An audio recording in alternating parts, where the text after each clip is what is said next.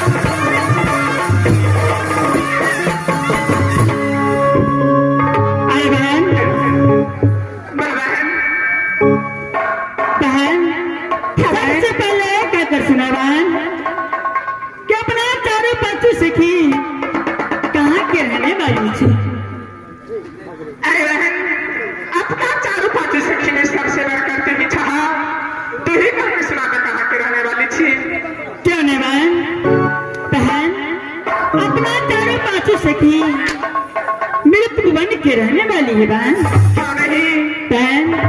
जब चारों पांचों सखी मृत भुवन में जन्म लिए, जब 4-5 साल की चारों पांचों सखी हुई, उस दिन से शिववा के मंदिर में पूजा करने के लिए जाती थी। क्यों लेकिन आज चारों पांचों सखी को रमन चमन में लेट हो चुकी है कि जल्दी चलो शिववा के मंदिर में पूजा करने के लिए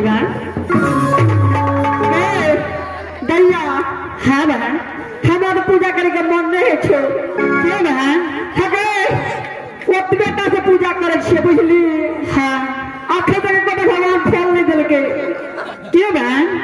गए एगो हाथ कटा मिलने रहा है छूट गए। अरे बहन, सच्चे मन से शिवबा को पूजा नहीं की होगी इसलिए तुमको छोड़ दिया। बहन क्या बहन? देखो बहन, पूजा करने से सुंदर घर और सुंदर वर मिलती। घर तो घर अब बोल के रखे जगह बड़ा गाछ के। अरे नहीं बहन, स्वामी ना जानते हो? स्वामी? हाँ स्वामी। जो मास्टर साहब जो स्वामी जानवा देखल पुल का बला न काट में कते स्वामी घास छे। अरे बहन, हाँ घास नहीं तो पिया जानते हो? पिया गए दैया तू बुझे छियो मैं कुछ नहीं बुझे छियो। नहीं गए अगर पिया नहीं बुझाची गए बुझती है तो पूछबे करती आओ। अगर श्याम बुझाची गए हम कुछ नहीं बुझे छियो। गए भाई पत्नी गपर का तारा गाछ भ गेली आ सोन बुझे से केकरा करे जा। दे दैया है तोरे जगह छोड़ी छले बुझली। तो की कहे छे मास्टर साहब? की गए तो लाल साड़ी टांगल है श्याला मन लागल है। कैसे की अगर चुप गए पत्नी पातर चूरा आतर पत्नी का नहरा कतक दूरा। हाँ गए तोरे जगह कुछ लट गए छोड़ी अनारक दाना असा के गला खीर खाला हो नाना। गए अगर तोरे जका कैसे की अगर बाटी बाटी सात बाटी अस्से गल में दांत काटी। हाँ गए तोरे जगह कहे छे की सुतल छी खाट पर आ टांग दुरी टाट पर। गए कैसे की चुप गए पत्नी पातर चूरा आतर पत्नी का नहरा कतक दूरा। हाँ गए तोरे जगह है कुछ लट गए छोड़ी लतामा हारी असा के सुपारी कटाकट मारी। अगर तू की वजह चुप कछे की अगर हम सुनरी हमर पिया सुनरी आई मुरार पति का धिया पुता बनरा बनली। हाँ गए तोरे जगह दया की कहे छे की हगे स्या सनक स्या ने पिठा सनक स्या आ कोठी पर रख दलिए भर गेले ते। गए तोरा सा ना बेटी रह दैया की कल के तो की कल कैसे नहीं बुझली? की बापे घर पर दीप में सल के। तोरे जगह है तो। अरे बहन, हाँ बहन। चारों पांचों सखी के रमन चमन में लेट हो चुकी है। हाँ कि जल्दी चलो शिवा के मंदिर में पूजा करने के लिए बहन। क्यों नहीं बहन? चलो बहन, चलो बहन।